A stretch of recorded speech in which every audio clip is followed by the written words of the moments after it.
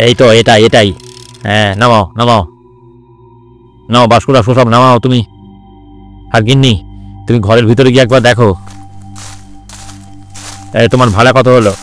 50 টাকা বাবু।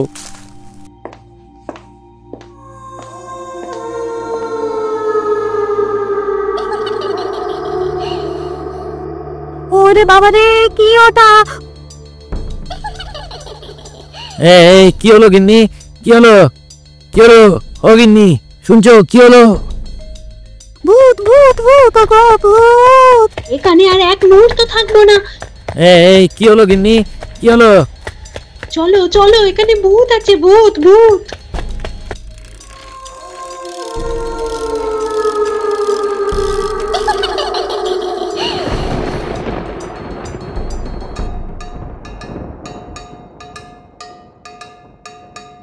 ঝড়ের বিকেল।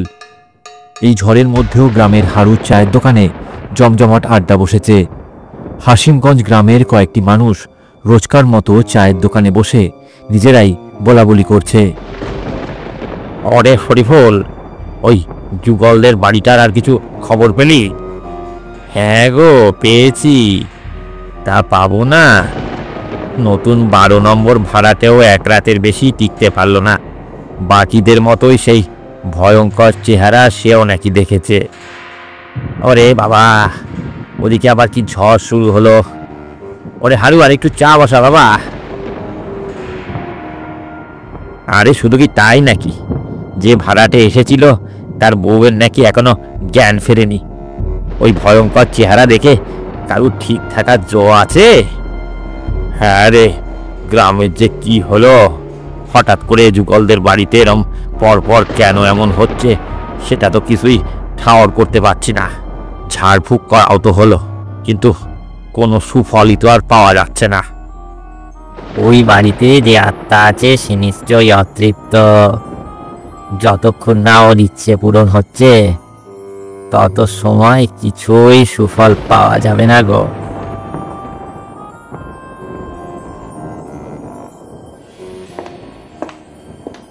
উফ, আমার ট্রেনটা আজ এত লেট করলো, তার মধ্যে এই দুর্যোগ। পৌঁছাতে পৌঁছাতে যা ভয়টা করেছিলাম সেই সন্ধেটাই হয়ে গেল। এখন এই দুর্যোগের রাতে কিভাবে ঠিকানা জোগাড় করবো আর কিভাবেই যে যাব? কোনো ভ্যান রিক্সা কিছুই নেই। আরে ওই দোকানে টিনটিন করে একটা আলো জ্বলছে মনে হচ্ছে। কয়েকজন লোকও তো আছে। যাই যাই, ওদের কাছে পা চালিয়ে গিয়ে জিজ্ঞেস করি এই ঠিকানাটা ঠিক কোথায় পড়বে। ও চাচা, চাচা, ও চাচা, এদিকে এদিকে, এই এই ঠিকানাটা একটু দেখুন না। কে বাপু তুমি? আগে আগে আমি অতীন, হাসিমগঞ্জ উচ্চ বিদ্যালয়ে ইতিহাসের শিক্ষক হয়ে এসেছি। এই বাড়িটায় আমার ভাড়া থাকার কথা সব ঠিক হয়ে আছে, কিন্তু এই ঝড় বৃষ্টির রাতে ঠিকানাটা কিছুতেই বুঝে উঠতে পারছি না। কই দাও দেখি কোন ঠিকানা। ওরে বাবা, এ তো যুগলদের বাড়ি। তুমি পাগল হয়ে গেছো নাকি বাচ্চা? এ বাড়িতে তুমি থাকতে এসো? কি হলো রে শরীফুল? আরে এ ছোড়া যুগল প্রসাদের বাড়িতে থাকতে এসে। যুগলদের বাড়ি? তোমার মাথা টাথা সব ঠিক আছে তো বাপু? তোমার দেখছি জানের কোনো পরোয়া নেই ছোটা। আপনারা আপনারা কি বলছেন? আমি তো কিছুই বুঝতে পারছি না। ওটা যুগল প্রসাদের বাড়ি ছিল, তুমি এখানে নতুন এসেছো তাই জানো না। ওই বাড়িটা একদম ভালো নয়। তুমি যদি ওখানে থাকবে বলে ভাবো তাহলে ওই চিন্তা মাথা থেকে এখনই ঝেড়ে ফেলে দাও, নতুবা তোমার প্রাণটা যাবে। কেন কেন বলুন তো? ওই বাড়িতে কি কোনো সমস্যা আছে? তার সমস্যা বলে সমস্যা? ওই বাড়িতে ভূত আছে, এইটুকুই জেনে রাখো। ওই বাড়িতে যারাই থেকেছে সবাই বলেছে রাত হলেই একটা মেয়ের কান্নার আওয়াজ নাকি ভেসে আসে, কিন্তু কে কাঁদছে তা খুঁজে পাওয়া যায় না। ও আচ্ছা, এই ব্যাপার। আমি পারবো। আমার ওসব আত্মা ঠাত্তা ভূত টুতে তেমন কোনো ভয় টয় নেই। তোমার বয়স অল্প, তাই হয়তো ভাবছো আত্মা ভূত এসব বললে কিছু হয় কিনা। তা আপনারা চিন্তা করবেন না, এইসবে আমার ভয় টয় নেই, বিশ্বাসও করি না, ভয়ও পাই না। আমাকে একটু দয়া করে ঠিকানাটা বুঝিয়ে দিন। ঠিক আছে বাবা, তুমি যখন থাকবে বলে ঠিকই করেছো, তাই করো। তোমাকে ঠিকানাটা বুঝিয়ে দিচ্ছি। এই যে দেখো, এই রাস্তাটা, এটা ধরে সোজা নাক বরাবর চলে যাও, গিয়ে দেখবে একটা বাঁশবাগান, তারপরেই যুগল প্রসাদের বাড়ি।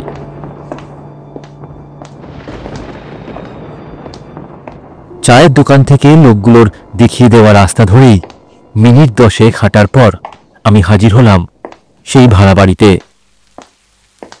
তখনও ঝড় বৃষ্টি হয়ে চলেছে। দেখলাম ছাতা মাথায় একটা লোক বাড়ির সামনে দাঁড়িয়ে আছে। ওই বোধহয় যুগল প্রসাদ।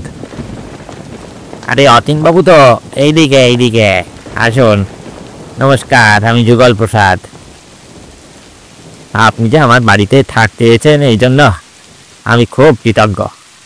আসলে এই বাড়িটা একটা... আচ্ছা আচ্ছা থাক, আপনার বাড়ির সব কথা আমি চায়ের দোকান থেকে শুনে এসেছি। আমারও সব ভয় টয় নেই, আমি বদলির চাকরি করি, এসব আমার অভ্যেস আছে। বাবা, তাহলে তো খুব ভালো কথা। আপনি তাহলে আজকে থেকেই থেকে যান, কোনো অসুবিধা নেই। ঘরে সব আসবাবপত্র রয়েছে, আমি কিছুই হিসাব নিয়ে যাইনি, জল আলো সব আছে। বেশ বেশ, তাহলে তো কোনো কথাই নেই, আজকে থেকেই থাকবো।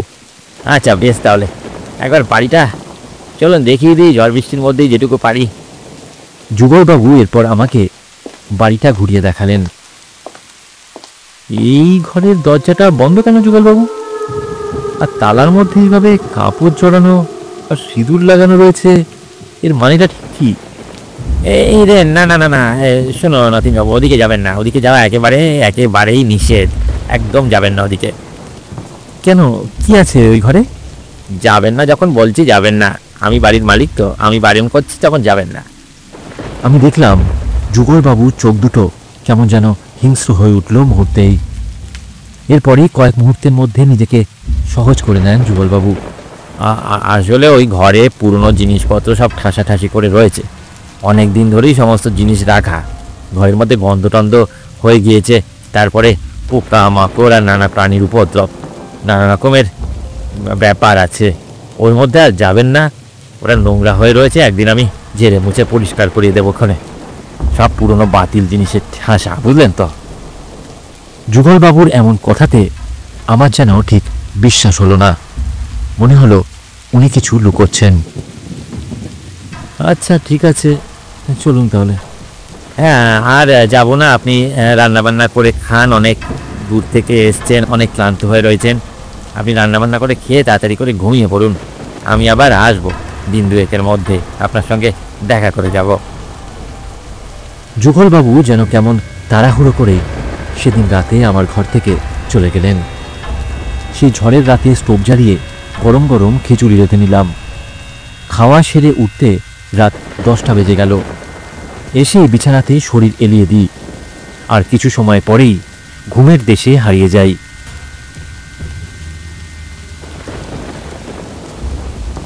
কতটা সময় ঘুমিয়েছিলাম ঠিক জানি না, হঠাৎ একটা অদ্ভুত আওয়াজে আমার ঘুমটা ভেঙে গেল।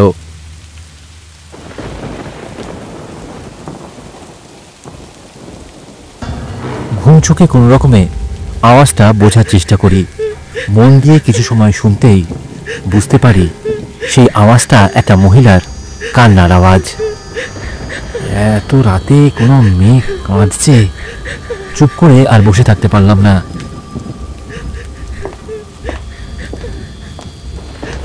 বুঝতে পারলাম সবাই তাহলে এই কান্নার আওয়াজই শুনতে পায়, কিন্তু আওয়াজটা ঠিক আসছে কোথা থেকে? যুগল প্রসাদের নিষেধ করা সেই বন্ধ ঘরের কাছে আসতেই বুঝতে পারি সেই ঘরের ভেতর থেকেই সেই কান্নার আওয়াজ ভেসে আসছে। কান্নার আওয়াজটা তো এই ঘরটা থেকেই আসছে, তবে কি ঘরের মধ্যে কেউ আটকে আছে? কেউ আছেন? কেউ আছেন কি ভিতরে? কেউ আছেন? উত্তর দিন, উত্তর দিন, কেউ আছেন ভিতরে? না না, এই দরজাটা খুলতেই হবে। কেউ আছে এই ঘরের মধ্যে, কেউ নিশ্চয়ই আছে। অনেকক্ষণের চেষ্টার পর অবশেষে আমি ঘরের দরজার তালা খুলে ফেলি। ঘরের ভেতরে ঢুকতেই একটা পচা গন্ধে আমার শরীরটা গুলিয়ে ওঠে। এদিকে ওদিকে তাকিয়ে দেখি এটা মোটেও পুরনো জিনিসের ঠাসা ঘর নয়। ঘরটিতে জিনিস বলতে তেমন কিছুই নেই, আছে কেবল একটা লম্বা বাক্স, যেন সেটার মধ্যে থেকেই সেই কান্নার আওয়াজটা গুমড়ে গুমড়ে আসছে। আমি কোনো কিছু না ভেবেই সেই বন্ধ বাঁশকে 2 বার ঘা মেরে খুলে ফেললাম সেই বাক্স। বাক্সর মধ্যে একটা কঙ্কাল শোয়ানো রয়েছে। আমার ভয় পাওয়ার আরো কিছু বাকি ছিল। পিছনে তাকিয়ে দেখি একটা ভয়ঙ্কর কালো চেহারা আমার পিছনে যেন নিঃশ্বাস নিচ্ছে। আপনি আমাকে এতদিনের কষ্ট থেকে মুক্তি দিলেন, ওটা আমারই দেহ। তুমি তুমি তুমি তুমি তুমি তুমি কে কে তুমি? ভয় পাবেন না, আপনার কোনো ক্ষতি আমি করব না। আমার নাম ছিল চাঁদনি, আমি যুগল প্রসাদের বউ। তুমি যুগল প্রসাদের বউ? কিন্তু কিন্তু কিন্তু তোমার দেহ ওই বাক্সে কেন? সব বলবো আপনাকে। এত দিনের কষ্ট থেকে আপনি মুক্তি দিলেন আমায়। এরপর চাঁদনি আমার সমস্ত কথা খুলে বলে। বছর 2 আগেকার কথা। ওই বাড়িতে চাঁদনি আর তার স্বামী যুগল প্রসাদ একসঙ্গে থাকতো। একদিন দুপুরবেলা, আরে একদম চিন্তা করো না, আমাদের গ্রামের আরো 3টে ছেলেকে রাজি করিয়ে ফেলেছি। আরে না না, কেউ বুঝতে পারবে না, একদম চাকরির টোপটাই কাজ করে গেছে। কেউ জানতেই পারবে না যে ওদের ডাকাতির দলে ঢুকিয়ে নেওয়া হচ্ছে। আচ্ছা, এই তবে তোমার আসল রূপ? তুমি চাকরি দেওয়ার নাম করে ছেলেদের দিয়ে অসৎ কাজ করাও। এই যাও যাও এখান থেকে, দেখছো না আমি কথা বলছি? তোমার সাথে আমি পরে কথা বলছি। একদম ঠিক শুনেছি। আমাদের গাঁয়ের আরো 2টি ছেলের নিখোঁজ হওয়ার পেছনে তাহলে তুমি দায়ী? লজ্জা করে না? টাকার জন্য এত নিচে নেমে গেছো তুমি। লুকিয়ে লুকিয়ে আমার কথা শুনছিলে? হ্যাঁ হ্যাঁ, নেমে গেছি। ডাকাতি করে আমি অনেক পয়সা কামাবো, বড় লোক হবো। তাহলে তোমার কি? তোমার কোনো অসুবিধা আছে? এই অন্যায় আমি কিছুতেই মানব না। আমি এখনই পুলিশের কাছে যাচ্ছি। দাঁড়া, যাওয়াচ্ছি তবে। বাহ, দেখ কেমন লাগে, দেখ।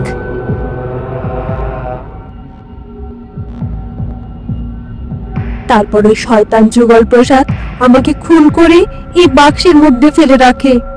চাঁদনির এইসব কথা শুনে আমার ভীষণ খারাপ লাগে।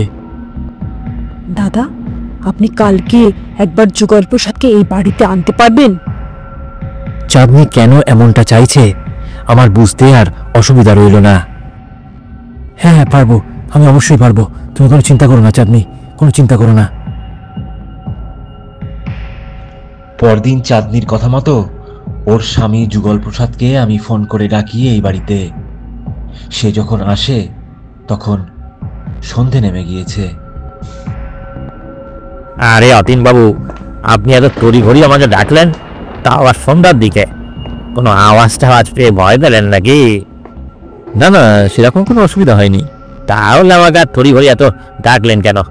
বোঝেনি তো, নানা রকম কাজ থাকে আমার এই ভর সন্ধ্যেবেলা। কি কাজ যুগলবাবু? ডাকাতির কাজ বুঝি? কি এসব বাজে কথা বলছেন? ডাকাতির কাজ মানে? এরপরই যুগল ওর পেছনে চাঁদনির ভয়ঙ্কর চেহারা দেখে চিৎকার করে ওঠে। কে কে কে কে কে কে? চাঁদনি যুগলের গলা ধরে শূন্যে ভাসিয়ে দেয়।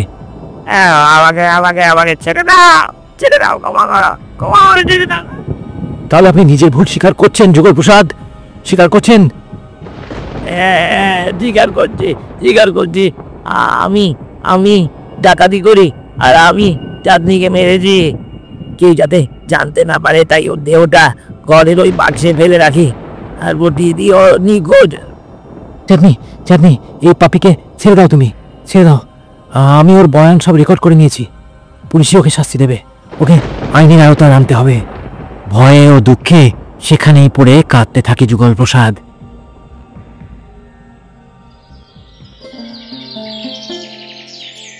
পরের দিন সকালে পুলিশ যুগল প্রসাদকে গ্রেপ্তার করে আর চাঁদনির কঙ্কাল সৎকার করা হয়। সকলে আমাকে খুব বাহবা দেয়। আমার এই ভেবে কিছুটা ভালো লাগে, চাঁদনির মতো এক সৎ ও সাহসী মেয়ের আত্মার এতদিনে হয়তো মুক্তি দিতে পেরেছি।